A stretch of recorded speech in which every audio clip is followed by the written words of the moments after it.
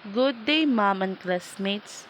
Today, I'm going to report types of buyers and distinguishing characteristics of business markets. What are types of buyers? Buyer types are a set of categories that describe the spending habits of consumers. Three types of buyers: spendthrift, average spenders, and the frugalists. First is the spendthrift. Spendthrift are a group of consumers who spend without hesitation. Mao ni ang group of consumers nga mugasto na walay duha-duha. The spendthrift feel little or no pain in making a purchase. Maka-feel ni si Ja or masayangan, pero after na inighuman og gasto or pamalit. They love purchasing what catches their eye immediately. Mao ni type na buyer na ang tawag is tambaw sa mata, nga kung unsay makit-an paliton dayon bisan dili importante. Spendthrift are more likely to resort to impulse buying. Type of buyer nga dili na mo desisyon or walay uso ang lista-lista. Kung unsay importante ra ang paliton or unsay makaya ra sa budget, mao ni nga buyer ang gasto diri, gasto didto. Characteristics of spendthrift: they lack self-control in spending, dili nakakontrol sa kaugalingon kung unsaon paggasto. They are more likely to incur debts. Kung mahimo og walay kwarta, muutang paghihapon para laman ay igasto. They are not savers, di katigom magtigom. Second is the average spenders. Average spenders spend of what they believe is appropriate. Type of buyer nga kung unsay importante or angay nga paliton maoray gastoon. They weigh their options and decide on what they think is a good investment. Average spenders know how their budget looks and thus they act accordingly. Katigo mo budget sa kwarta o mo desisyon sa bago mo palit or unsay angay gastoon. Mugasto man gani ini nga buyer pero katigo or kay baho siya sa iyang limitasyon.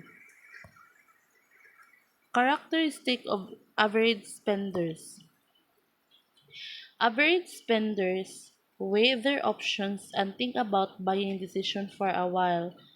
So, moto nga mo decision sa siya or panuhon sa niya kung unsa iyang angay ra nga paliton. Average spenders seldom overspend or get involved in dramatic episode of impulse buying. Mao ni nga buyer nga uso ang lista-lista, planuhon kung unsay importante ra jung gastuon. Average spenders are influenced by facts but they are not fully controlled by those facts. Mao ni nga buyer nga kung mo-order og online, example, dili siya molargo og order, isa sang suron kung dili siya ma-scam. Lastly is frugalists. The frugalist is the terminology that is used to describe people with a tendency of holding onto and saving their money as long as they can. Type of buyer nga kung mahimo dili mo gasto kundi tigumon ra. Frugalists prefer to save rather than to spend money.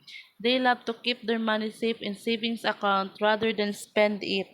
Mas mo prefer ni siya nga mag-savings kaysa magsigi o gasto. Characteristic of frugalists. They feel the pain of purchase. Masayangan mo gasto. They are overly self-controlled. Katigo mo control sa ilang kaugalingon na di mo gasto. They are savers. Hilig og tigom. Now, distinguishing characteristic of business market.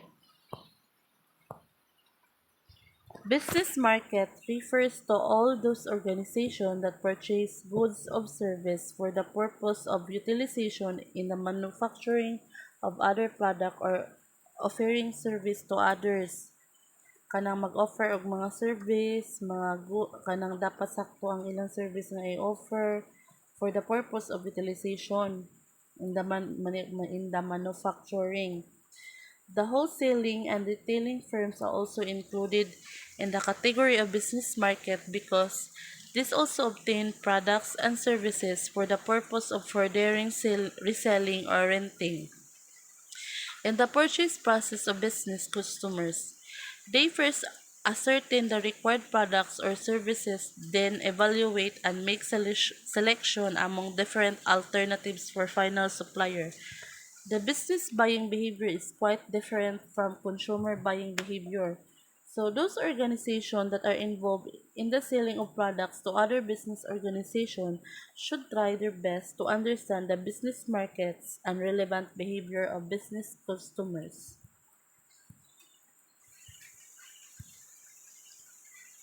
Three characteristics of business markets: market structure and demand, nature of buying unit, kinds of decision and decision process.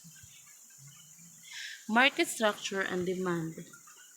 Usually, there are few but larger kind of business buyer deal by organizations related to business market.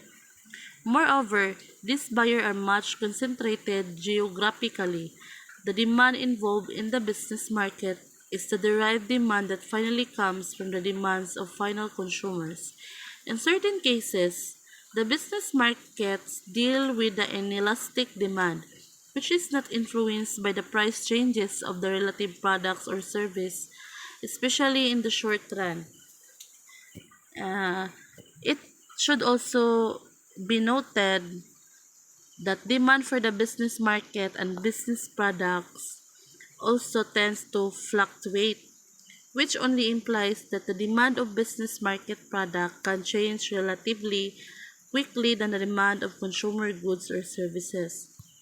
Next is the nature of buying unit. In the consumer purchase, the participants involved are less along with relatively little efforts. But in case of business purchase, there are many more participants involved in the purchase process and also the increased professional effort. These purchasing decisions are carried out by the highly professional people of the organization who have spent many years of their lives in learning the way to purchase the business products effectively. With purchase of any main items of business market, there is an established buying committee that includes a group of technical experts along with the members of top management who collectively perform the buying decision.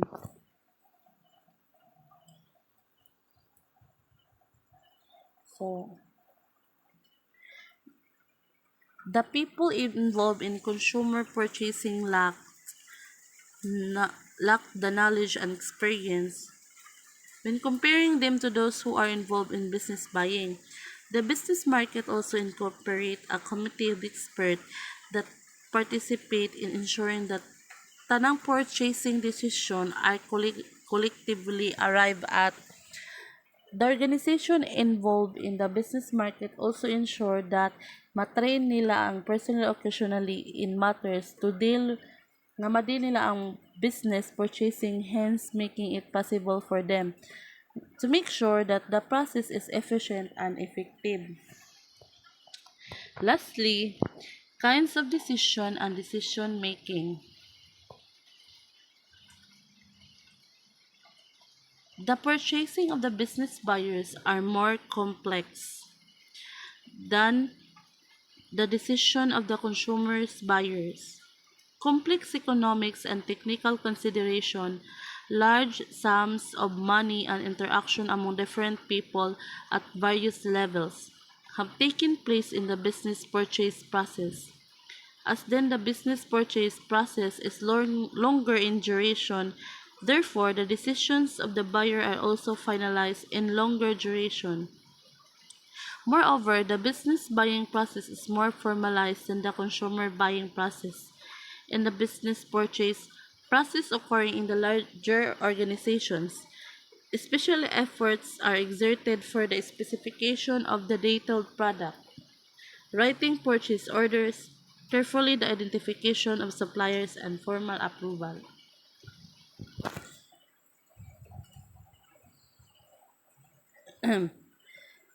The business purchase process will also tend to take longer than consumer purchase process since fine details have to be put into consideration in ensuring that every piece is accounted for. This explains why the business market tends to appear more formalized than the consumer purchase. For instance, organizations dealing with business markets happen to exert a specification of the detailed product, capture the purchase order, carefully identifying suppliers and also formalize approval and of the suppliers and payment. However, it should also be noted with a significant concern that both sellers and buyers depend on each other for the success in the business buying process. Ang customer in the consumer market are often present at a distance comparison to the organization in the enterprise market, which often tend to be carefully present with one another and ensure that the customer provide any help necessary at every given step of the purchasing process. They are always available in ensuring that all problems are defined and addressed appropriately and supporting all the operations that are within their reach. It should also be noted that they customize their offerings to suit the needs ang mga kailangan sa clients ag maghimo kana a close rapport for the sake of future businesses. This characteristic explained in this article provide a clear distinction between these two markets. So that's all and thank you for watching.